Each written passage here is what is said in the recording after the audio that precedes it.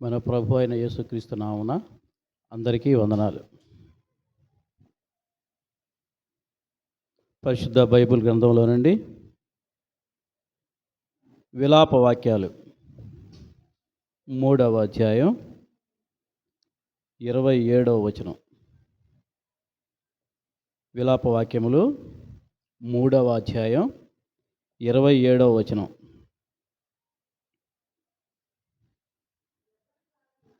యవ్వన కాలమున కాడి మోయుట నరునికి మేలు. చాలమ్మా, చిన్న ప్రార్థన చేసుకుందాం. పరిశుద్ధుడా, ప్రేమగల మా తండ్రి, దయగల మా ప్రభువా, నీకు వేలాదిగా స్తుతులు స్తోత్రాలు చెల్లించుకుంటున్నామయ్యా. ఇదిగో నా తండ్రి, ఈ దినాన ప్రభా నీ మాటలు ప్రభా మేము వినబోచుండగా అల్పుణ్ణి అయోగ్యుని నా తండ్రి అయ్యా, నన్ను నీ శిలువ చాటున మరుగుపరిచి అయ్యా నీ చిత్తాన్ని ప్రభా నీ బిడ్డలకు ప్రభా నన్ను తెలియచేయటానికి నన్ను వాడుకోమని ప్రార్థిస్తూ నీ వాక్యాన్ని వెల్లడి చేయమని వేడుకుంటూ యేసయ్య నామమున ప్రార్థిస్తున్నాం మా పరమ తండ్రి, ఆమెన్. ఇక్కడ మనం ఈ వాక్యాన్ని మనం విన్నప్పుడు మనకు వెంటనే ఒకటి అర్థమవుతూ ఉంటుంది.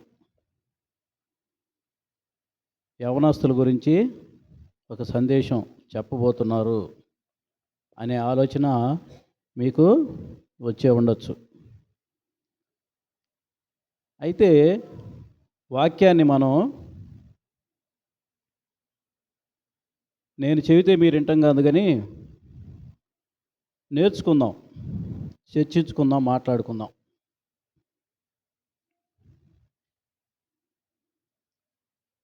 యవనస్తులు అంటే ఏ వయసు నుంచి ఏ వయసు వారు యవనస్తులు అని చెప్పబడతారు? యవనస్తులు అంటే ఎంత?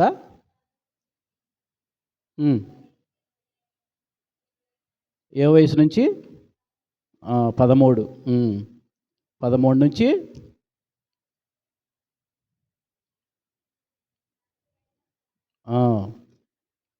ఎక్కువగా యవనస్తులు అంటే టీనేజ్ వాళ్ళు అంటూ ఉంటారు కదా.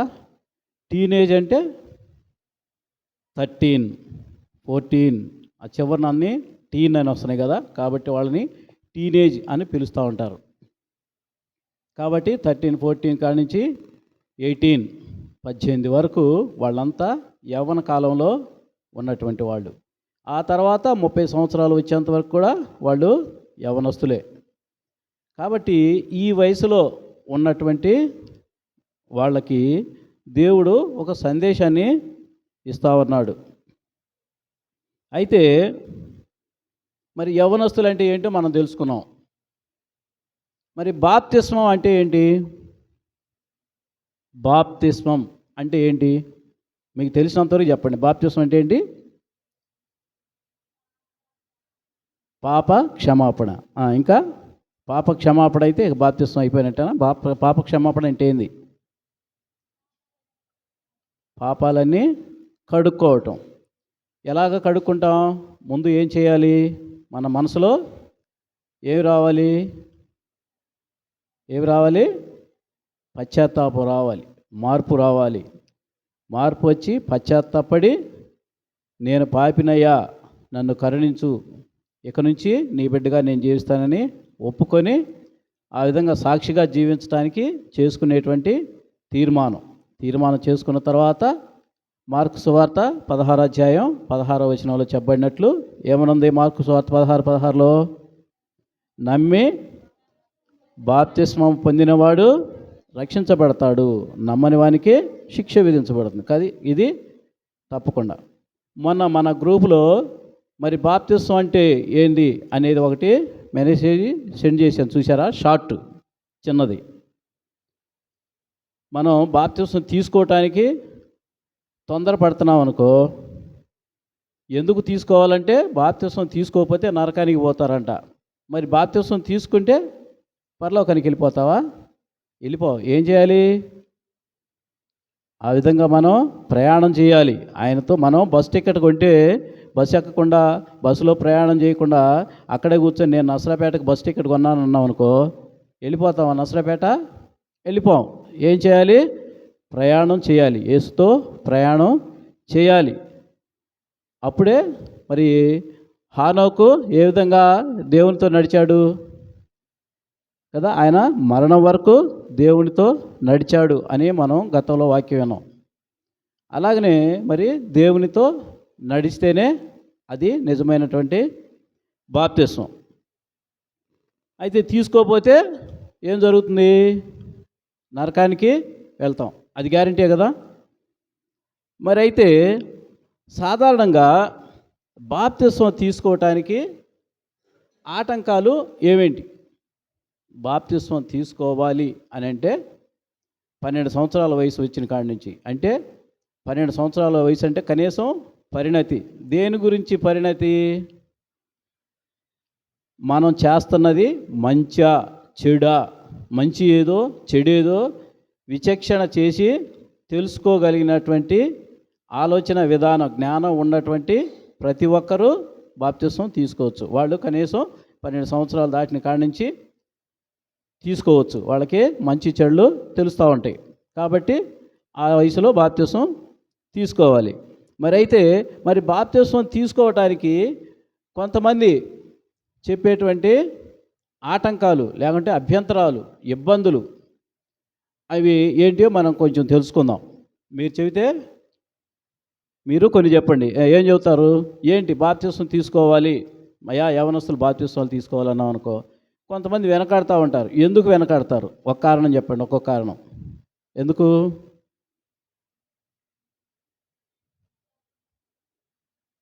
వెంటనే అంటే బాప్తిస్మం తీసుకుంటే నిలకడగా ఉండలేము, వెంటనే లోకంతో కలిసిపోతామేమో, పాపంలో పడిపోతామేమో అనేటువంటి భయంతో కదా. ఇంకా కొన్ని సరదాలు, షికార్లు ఇవన్నీ విడిచిపెట్టాలి. అవి విడిచిపెట్టాలంటే అమ్మో విడిచిపెట్టి ఉండలేము. Very good. ఇంకా ఏంటి ఆటంకాలు?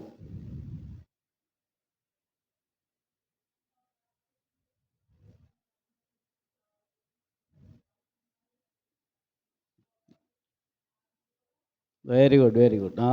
బాప్తిస్మం తీసుకున్న దగ్గర నుంచి క్రమంగా చర్చికి రావాలి, బల్లలో పాలు పంపులు పొందాలి, ఆరాధనలో పాలు పంపులు పొందాలి, సంఘంలో ఉండాలి. కాబట్టి ఇవన్నీ కష్టంగా అనిపిస్తూ ఉంటాయి. ఇంకా ఏంటి ఆటంకాలు? ఇంకా ఆటంకాలు ఏమిటి? ఏమైనా ఆటంకాలు చెబుతూ ఉంటారు? ఇంకా చెప్పండి. కరెక్ట్గా చెబుతున్నారు. నేను నా మనసులో అనుకునే చెబుతున్నారు మీరు. చెప్పండి. ఇంకా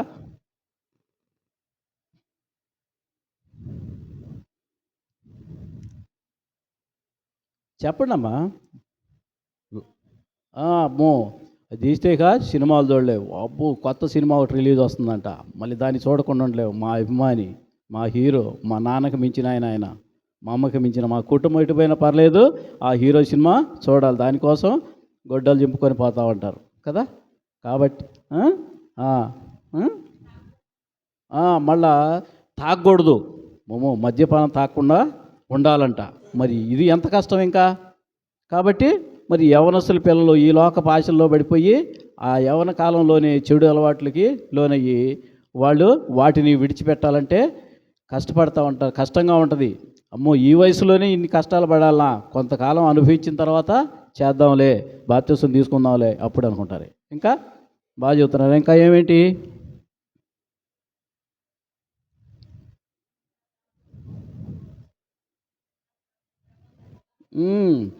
ఇక మనకి మంచి ఫేమస్ కదా, కోటప్ప కొండకి తిరణాలకి మరి ప్రభలకి మరి డాన్సులు అవన్నీ చూస్తా ఉండాలచ్చు. అవి చూడకుండా ఉండాలి. ఇలాంటి తీస్తే నువ్వు బాప్తిస్మం తీసుకున్నావు ఏంట్రా, సినిమా ఆ పాటల దగ్గర ఆ డాన్సుల దగ్గర ఉండవు అని ఎవరన్నా అంటారేమో. కాబట్టి అదే కదా తీసుకోలేదనుకో ఫ్రీగా తిరిగిపోవచ్చు కదా, అక్కడ తిరుగుతూ ఉండొచ్చు అనేటువంటి ఆలోచనలో యవనస్తులు ఉంటారు. ఇంకా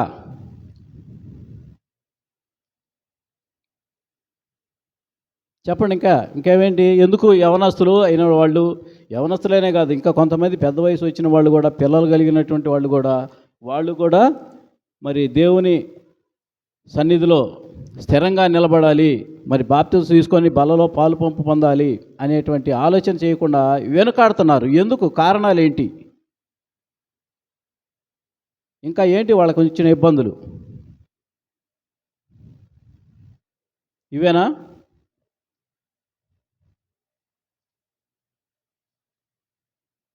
ఇంకేంటి సమస్యలు? బాప్తిసం తీసుకోవటానికి సమస్యలు ఏంది? దొంగతనాలు చేయకూడదు. పొలం వెళ్ళినప్పుడు పక్కన ఉన్నటువంటి కందిచేలో కందికాయలు కోసుకు రావాలంటే నాకు భలే ఇష్టం కందికాయలు చూస్తే. కానీ దొంగతనం చేయకూడదు అన్నాడు కదా. మరి గడ్డి కోసుకొని రావాలంటే దొంగతనంగా వాళ్ళ చేలో కోసుకొని రావాలా? మా బర్రెగొడ్లకి మేత ఎలాగా? కాబట్టి దొంగతనాలు చేయకుండా ఉండాలంటే అది చాలా ఇబ్బంది. ఎందుకులే బాప్తిసం తీసుకోకుండా ఉంటే పోలా, హాయిగా ఉంటుంది కదా. ఇవన్నీ కారణాలు. ఇంకా చాలా ఉన్నాయి, చాలా సాకులు చెబుతూ ఉంటారు. మరి అయితే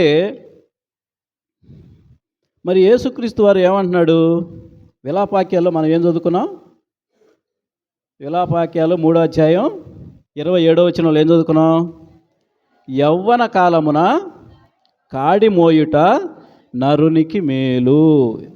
యవ్వన కాలంలో, నరుడంటే పురుషుడే కదా, ఇక స్త్రీలకి తేరలేమంటలేదు ఇక్కడ, అవునా? అవును కదా, స్త్రీలకు కూడా, స్త్రీలకు సంబంధం లేదా ఇది? అందరికీ, నరులందరికీ. కాబట్టి భూమి మీద జన్మించినటువంటి ప్రతి ఒక్క మనిషికి చెబుతున్నటువంటి మాట ఇది. ఏమంటున్నాడు? యవ్వన కాలంలో కాడి మోయటం మేలు. ప్రయాసపడి భారము మోసుకొనుచున్న సమస్త జనులారా నా దగ్గరికి రండి, మీకు విశ్రాంతి కలుగు చేస్తును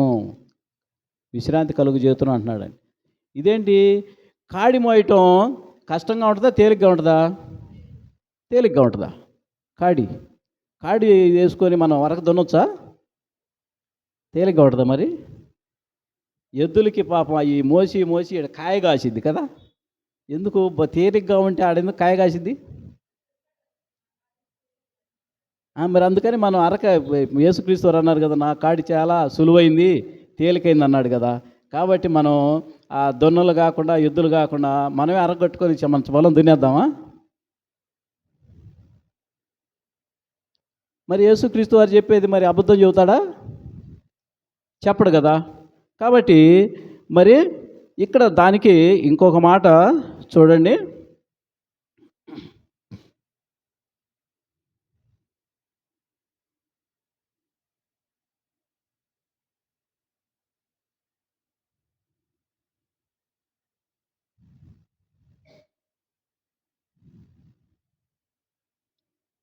మూడు 33 చూడండి.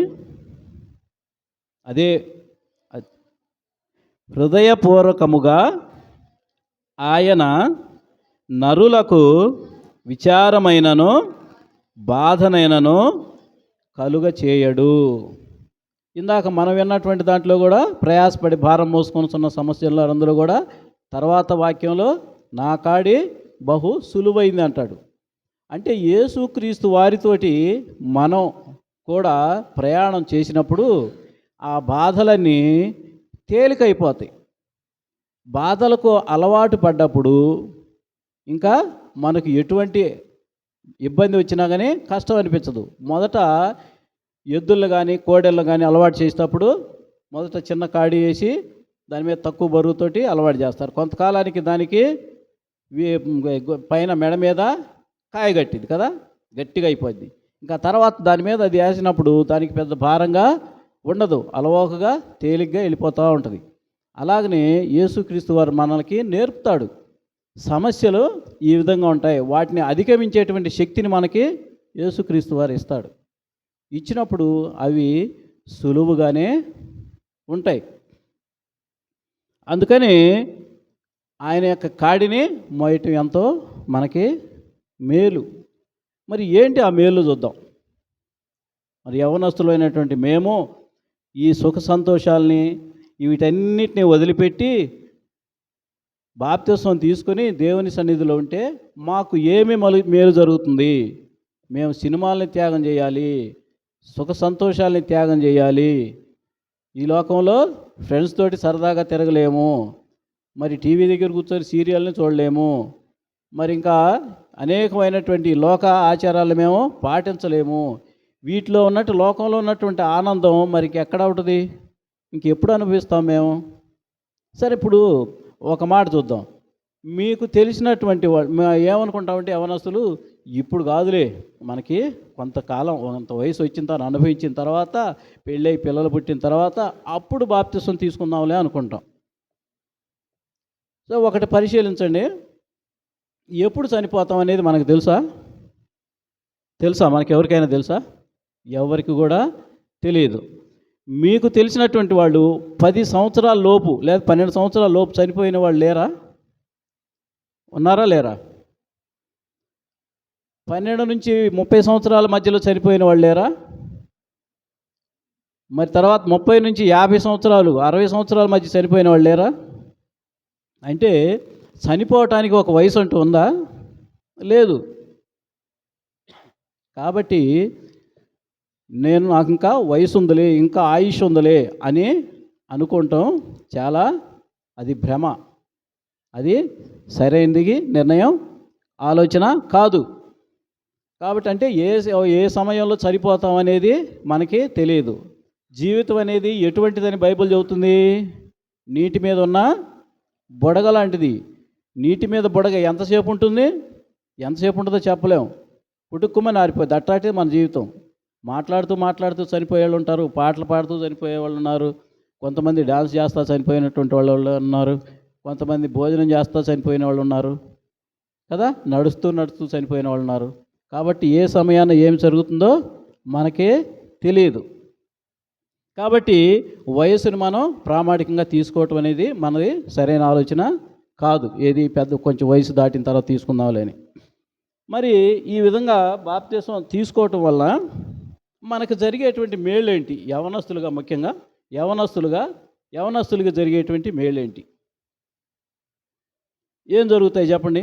బాప్తిసం తీసుకుంటే ఏమన్నా మేళ్ళు జరుగుతాయా? ఏం జరుగుతాయి? ఎలాగా? నరకం నుంచి తప్పించబడతాం. అది మనం చూసామా? చూడలా కదా. అంటే అది తర్వాత జరిగే పని, చనిపోయిన తర్వాత జరిగే పని. కానీ మన విశ్వాసం అదే, మా విశ్వాసం మాత్రం అదే, నరకం నుంచి తప్పించబడతాము అనేదే మన విశ్వాసం. మరి ఈ లోకంగా బాహ్యంగా కనిపించేటువంటి మేళ్ళు ఏంటి? కుటుంబంలో తల్లిదండ్రులు ఉన్నారు కదా, కుమారుడు బాప్తిసం తీసుకొని తల్లిదండ్రులను అనుసరిస్తూ, బాలుడైన యేసుక్రీస్తు వారు ఏ విధంగా తల్లిదండ్రుల దగ్గర ఎన్ని సంవత్సరాల వయసులో బాప్తిసం తీసుకున్నాడు? ఆయన 30 సంవత్సరాల వయసులో తీసుకున్నాడు కదా. అప్పటి వరకు ఆయన ఎక్కడ ఉన్నాడు? తల్లిదండ్రుల దగ్గర ఉన్నాడు. వాళ్ళు చెప్పిన మాటలు వింటా ఉన్నాడు. వాళ్ళ తండ్రికి తల్లికి పనుల్లో తోడుగా ఉంటా ఉన్నాడు. అట్లా తోడుగా ఉంటున్నాడని మనకేమైనా ఆధారం ఉందా? ఎలాగ చెబుతాం? వాళ్ళ నాన్న యోసేపు ఏం పని చేసేవాడు? వడ్రంగి పని. కాబట్టి ఆ పనిలో యేసుక్రీస్తు వారు కూడా సహాయం చేసేటువంటి వాడు. తల్లికి కూడా ఏదైనా ఇంటి పనుల్లో కానీ, ఆయన పుట్టినప్పుడు కొంచెం వయసు వచ్చేంత వరకు పిల్లలు లేరు కాబట్టి ఆ కొద్ది వయసు వరకు ఆయన ఇంట్లోనే తల్లిదండ్రులకి సహాయం చేస్తూ ఉన్నాడు. ఆ విధంగా అప్పుడు తల్లిదండ్రులు అయినటువంటి వాళ్ళు ఆ బిడ్డ మీద ఎంత ప్రేమగా ఉంటారో, తల్లిదండ్రులకి ఎంత ఆనందంగా ఉంటుందో. కాబట్టి యవ్వన కాలంలో నువ్వు రక్షించబడటం వల్ల ఎవరికి ఆనందం? తల్లిదండ్రులకి ఆనందం. కాబట్టి తల్లిదండ్రుల్ని నువ్వు మెప్పించేవాళ్ళుగా, వాళ్ళ అభిమానాన్ని పొందేటువంటి వాళ్ళుగా మీరు ఉంటారు.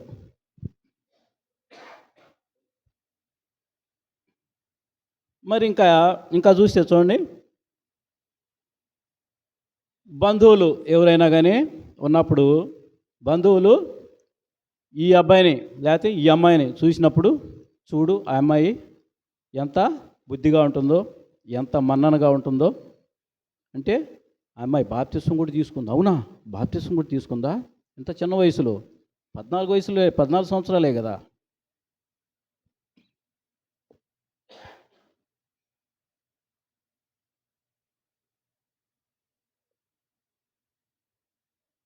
పద్నాలుగు సంవత్సరాల వయసులోనే బాప్తిసం తీసుకుందా? నిజంగా ఎంత చక్కగా ఉండి తల్లిదండ్రులని ఏ విధంగా అనుసరిస్తూ ఉంది, తల్లిదండ్రుల మాట ఎంత చక్కగా ఉంటుంది. ఇలాంటి పిల్లలు ఒక్కళ్ళుంటే మాత్రమేమి అనుకుంటారు ఆ వచ్చినటువంటి బంధువులు. కాబట్టి నీకు ఇంకా ఎవరిలో గౌరవం ఉంటుంది? బంధువుల్లో కూడా నీ మీద గౌరవం పెరిగిద్ది. అవునా? అవునా కాదా? కాదంటే చెప్పండి. కాదన్న వాళ్ళు చేయొద్దండి. ఏమి గౌరవం రాదు, మేము అమ్మ మా నాన్న మధ్య కుక్కలాగా వాళ్ళు చెప్పిన మాటని తాగు ఒప్పుకుంటూ వింటున్నామని చెప్పేసి చెప్పుకుంటున్నారు అనుకుంటారా? అమ్మ నాన్న మాట చక్కగా వింటున్నారు, అమ్మకి సహాయం చేస్తుంది, నాన్నకి తోడుగా ఉంటుంది, లేకపోతే నాన్నకు తోడుగా ఉంటున్నాడు, అబ్బాయి ఎంత బుద్ధిమంతుడు అని బంధువులు చెప్పుకుంటారా? లేకపోతే ఈ బాప్తిసం తీసుకొని వీడు సినిమాలు చూడట్లేదు, షికారులు ఏం లేవు, ఏంటి వీడు ముసలోళ్ళలాగా అనుకుంటారా? అనుకోరుగా. ఓకే, నేను చెప్పేది కరెక్ట్. తర్వాత మరి చర్చిలో వచ్చినప్పుడు అన్ని పనులు బాప్తిసం తీసుకున్నటువంటి వాళ్ళు ముందుగా ఉండి ఈ పనులన్నీ చూసుకోవాలి. దేవుని పని అంటే ఆసక్తి కలిగి ఉంటారు, సమూయేలులాగా కదా. అలాగ ఉన్నప్పుడు సమూయేలు జీవితం పెరిగి పెద్దదైనప్పుడు ఆ సమూయేలును చూసి అందరూ కూడా ఈయన ప్రవక్త అని గ్రహించారు. తర్వాత ఆయన మాట ఎవరు కూడా జవదాటేవాళ్ళుగా లేరు. అదిగాక ఆయన నేను ఏమైనా తప్పు చేశానా, నాలో ఏమైనా లోపాలు ఉన్నాయా అని అంటే ఎవరు కూడా ఆయనలో లోపాలు చెప్పలేకపోయారు. అవునా? కాబట్టి మరి చర్చిలు కూడా పరిచర్యలు కూడా పాలు పంపులు పొందటం వల్ల ఇక్కడ ఏమొస్తుంది? చర్చిలో పనిచేయటం, పాలు పంపులు పొందటం వల్ల ఏమొస్తుంది? దేవుని యొక్క ఆశీర్వాదాలు వస్తాయి, దేవుని యొక్క దీవెనలు వస్తాయి. దేవుని పని చేసినప్పుడు ఆయన ఎంతగానో దీవిస్తాడు కదా.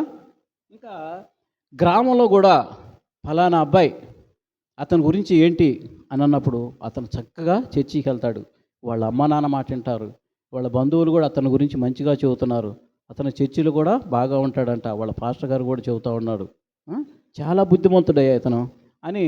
నువ్వు ఎటువైపు వెళ్తున్నా కానీ నిన్ను చూయించి అనేక మంది సాక్ష్యం చెబుతారు. ఏమని చెబుతారు?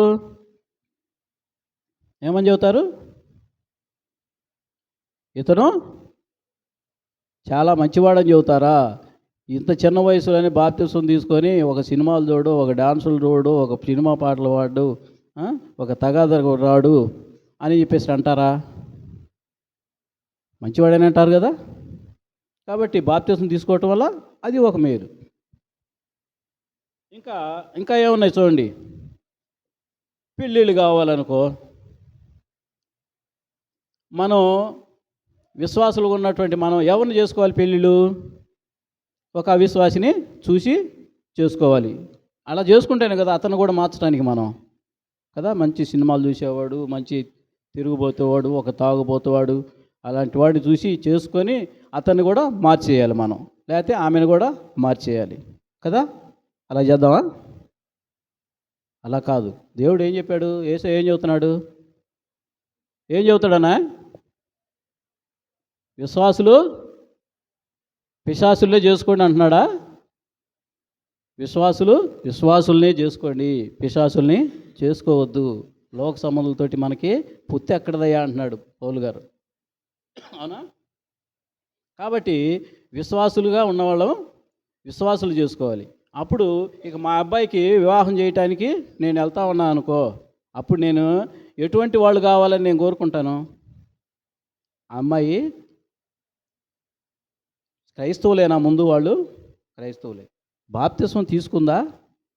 వాళ్ళ అమ్మా నాన్న ఇంట్లో బుద్ధిగా ఉంటుందా? వాళ్ళ సంఘంలో సాక్ష్యం ఏంది? వాళ్ళ పాస్టర్ గారిని కలిసి ఒకసారి అడగాలి అని అనుకుంటామా లేదా? అప్పుడు పాస్టర్ గారు ఈయన బాప్తిసం తీసుకున్నాడు కానీ సరిగా చర్చికి రాడు, సరిగా ఉండడు, అప్పుడప్పుడు తాగుతాడు అనే అలవాట్లు ఉన్నప్పుడు లేడయ్యా మంచోడని చెబుతాడా? కాబట్టి మంచి సాక్ష్యాన్ని మనం పోగొట్టుకుంటాం. అదే మంచిగా ఉన్నాం అనుకో, దానివల్ల మనకి దేవుని యొక్క మేలు జరిగింది, మంచి సంబంధం వస్తుంది. ఒక్కొక్కళ్ళు బాగా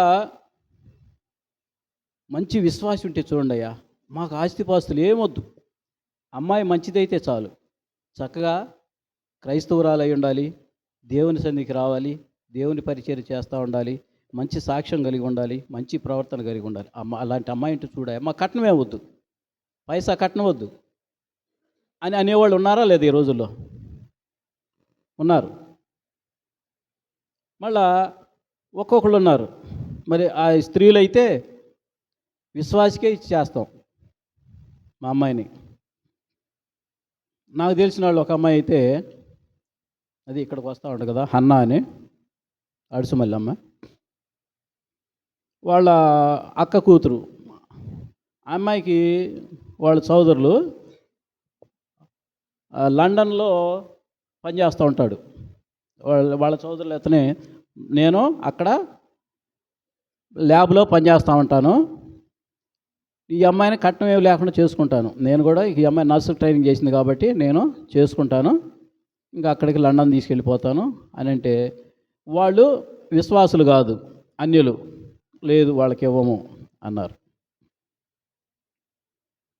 విశ్వాసులైతే ఎవరైనా పర్లా, ముందు విశ్వాసులై ఉండాలి, తర్వాత కులం సంగతి అని అలాగా అనేవాళ్ళు కూడా ఉన్నారు.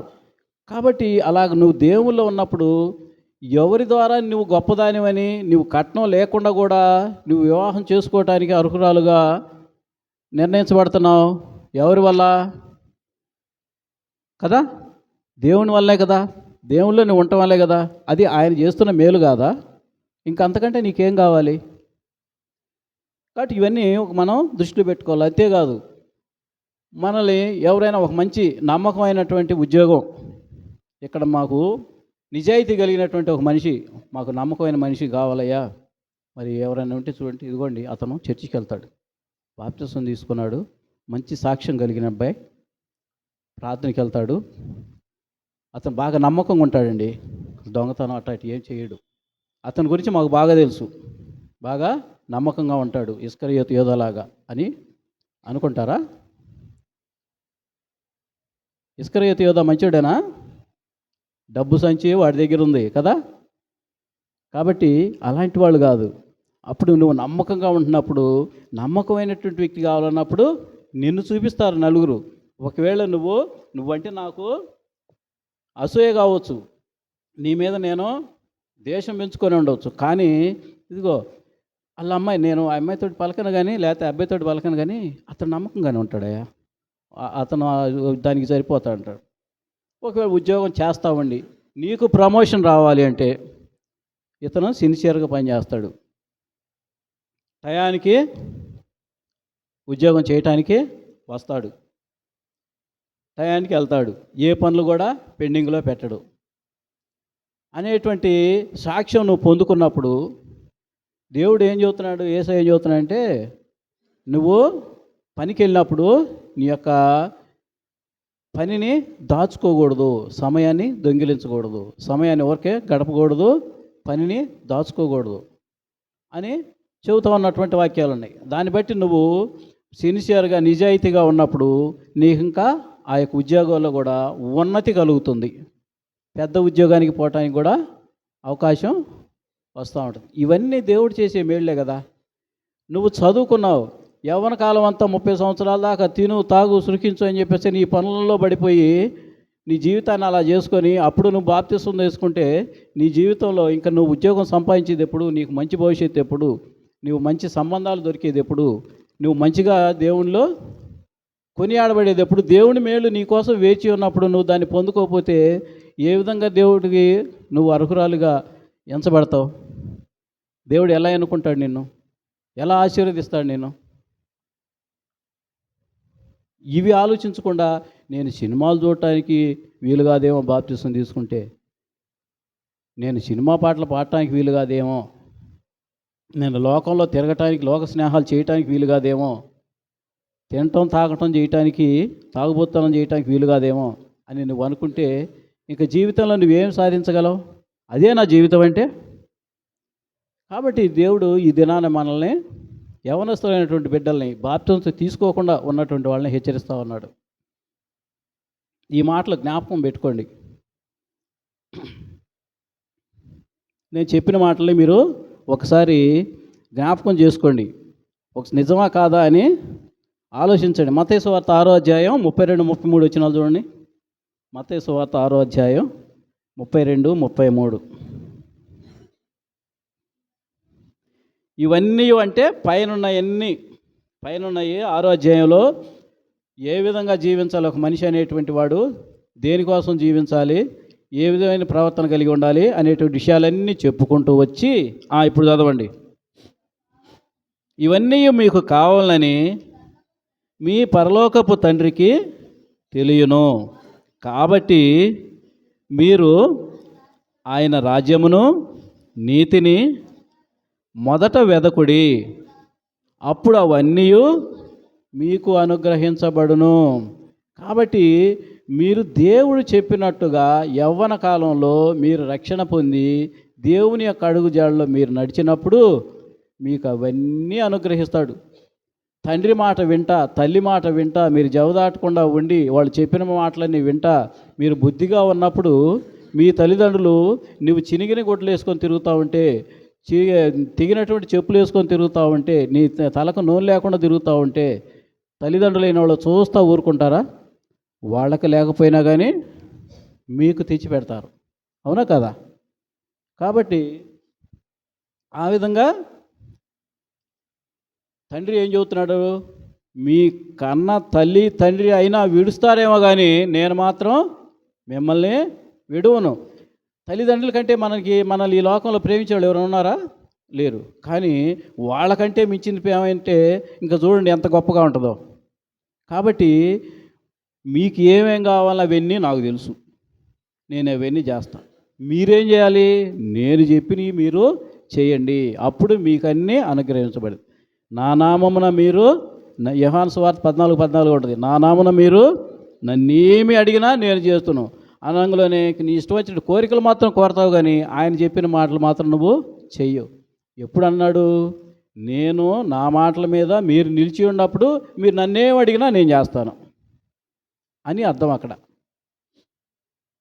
కాబట్టి ఇవన్నీ మనం జ్ఞాపకం చేసుకోవాలి. ఈ 6వ అధ్యాయంలో మత్తయి సువార్త 6వ అధ్యాయం ఉంది కదా, ఈ 6వ అధ్యాయం మొత్తం ఒకసారి చదవండి మీరు ఇంటికి వెళ్ళిన తర్వాత, ఇప్పుడు కాదు. 6వ అధ్యాయం మొత్తం చదవండి. ఆ 6వ అధ్యాయం మొత్తంలో మీకు ఒక చిన్న హోంవర్క్ ఏంటంటే 6వ అధ్యాయం మొత్తంలో ఫలము, మీరు ఈ ఫలాన్ని పొందుకుంటారు, ఆ ఫలాన్ని పొందుకుంటారు, మీరు ఇలా చేస్తే ఈ ఫలాన్ని పొందుకుంటారు అనేటువంటి ఫలము అనేటువంటి పదాలు ఉన్నాయి. అవి ఎన్ని ఉన్నాయి 6వ అధ్యాయంలో, ఎన్ని ఏ వచనంలో ఉన్నాయి అనేది ఒక స్లిప్ మీద రాసి రేపు నాకు చూపించండి. చూపించిన వాళ్ళకి 5 స్టార్ చాక్లెట్ ఇస్తా. ఓకేనా? అంతేగాని ఒకళ్ళు దాంట్లో ఒకళ్ళు కాపీ కొట్టి చూడటం మాత్రం అది మీకు న్యాయం కాదు. అయినా ఎవరికి వాళ్ళు చదువుకొని రాయండి. అక్కాయి రాసిన తర్వాత అక్కాయి నువ్వు నాకు చూపించు అని చెప్పి చెల్లి అడగకూడదు కదా, వదిన చూపించిన తర్వాత మరదలు అడగకూడదు, మరి అక్క చెల్లెళ్ళు లేకపోతే అన్నదమ్ములు అట్టగా అడగకూడదు. అది ఓకే. చూడండి, ఇంకా చివరిగా మనకి బైబిల్లో ఒక చిన్న ఇది ఏంటంటే చిన్న క్విజ్ లాగా, ఎటు తిప్పినా కానీ తిప్పినా కానీ వికట కవి అన్నాడు చూడు, అలాంటిది ఒక వ్యక్తి పేరుంది. ఏం పేరు అది?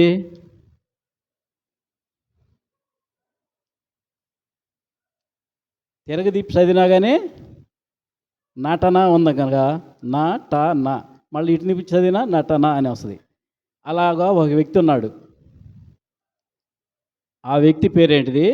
ఆ వ్యక్తి ఉన్నటువంటి అధ్యాయంలో, ఆ వ్యక్తి ఉన్నటువంటి అధ్యాయం 2, రెండో అధ్యాయం, తర్వాత 2వ వచనం.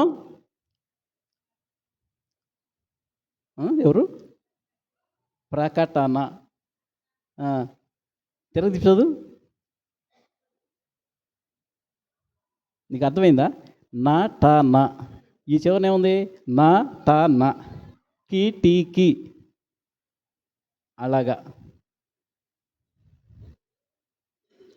అలాగా ఉన్నటువంటి అధ్యాయంలో 2వ చాప్టర్ అనమాట. అంటే 2వ చాప్టరు తర్వాత 2వ అధ్యాయం 22వ వచనంలో ఏమనుంటుందంటే, యవ్వనేచ్చల నుండి మీరు పారిపోండి అని యవ్వనస్తులకి చక్కగా చెప్పాడు. Very good, correct. తిమోతి, అవునా? Very good. కోడేశ్వరంకి ఒకసారి చప్పట్లు కొట్టండి. Very good. తిమోతి కదా. 2వ తిమోతి 2వ అధ్యాయం 22వ వచనం. 2వ తిమోతి చూడండి. 2వ తిమోతి 2వ అధ్యాయం 22వ వచనం.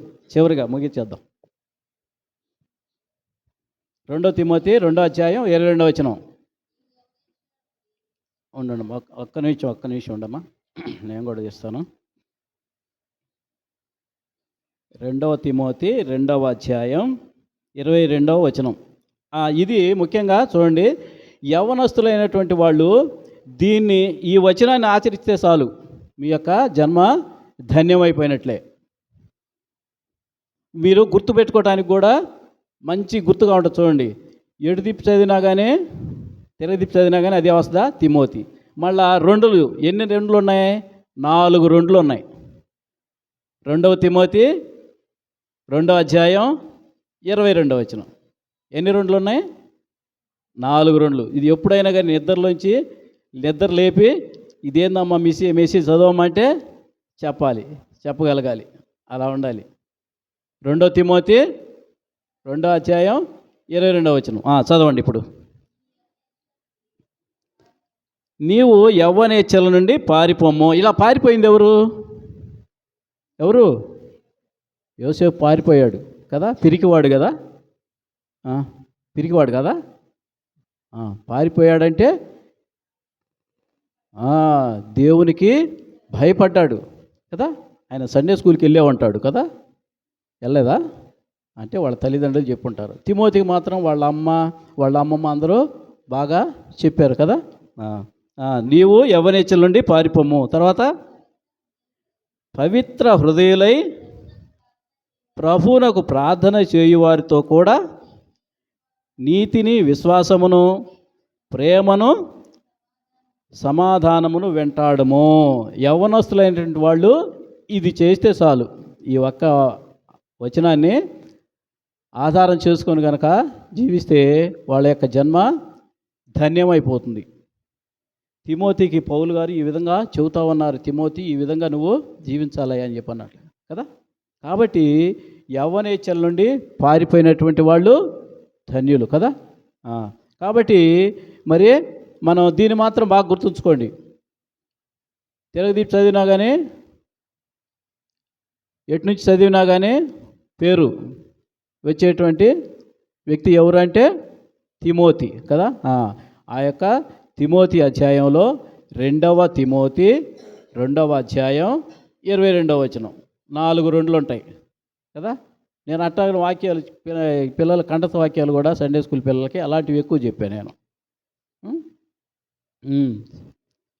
కాబట్టి సామెతలు 16, సామెతలు 6:6, సామెతలు 17:17, మత్తయి సువార్త 6:6, యోహాను 14:14, అలాంటివన్నీ కూడా పిల్లలకి కొద్దిగా బాగా గుర్తుంటాయి. అలాంటివి చెప్పాను అన్నమాట. అలాగనే మీకు దీంట్లో కూడా ఇది ఒకటి. ఓకే, గుర్తుంచుకోండి. ఎప్పుడైనా అడిగినప్పుడు అప్పుడు నేను ఒకటి చెప్పానమ్మా ఏంటిదని అడిగినప్పుడు మీరు టక్కుమని చెప్పాలి కదా. చెప్పమంటే టక్ అంటాం కాదు, దాని వివరం చెప్పాలి. ఓకే, కాబట్టి యవ్వనేచ్చల నుంచి పారిపోము అని చెబుతా ఉన్నాడు.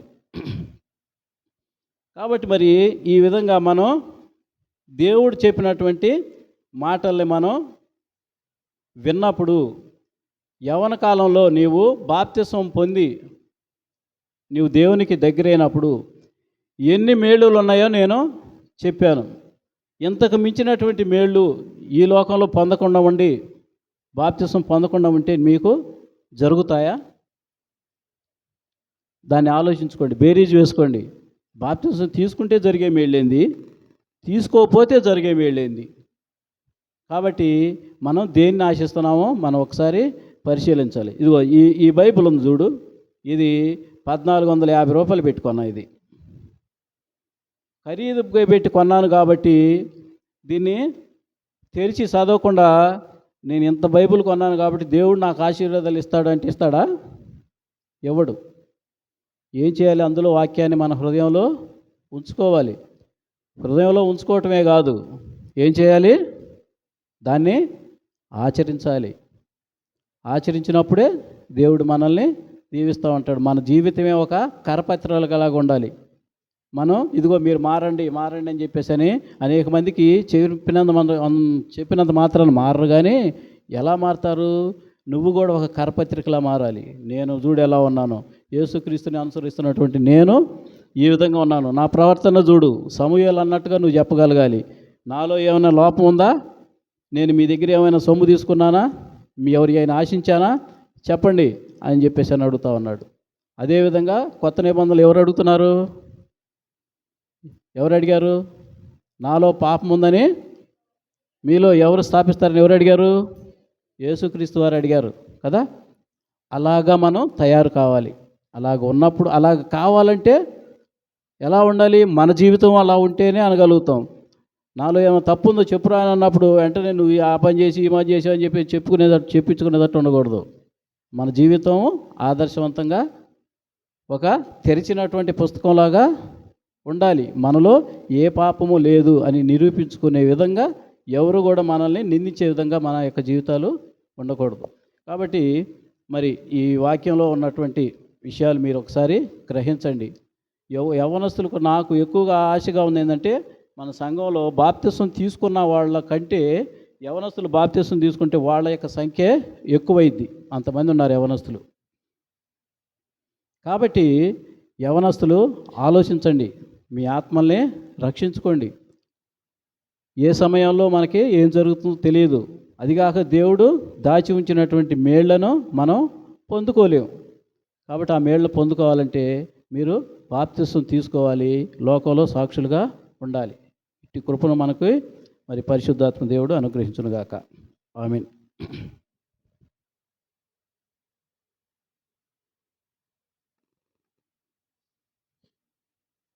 15 నిమిషాలు అయింది. ఇంకా 13 నిమిషాలు మనం ప్రార్థన చేద్దాం. విన్నటువంటి వాక్యాన్ని బట్టి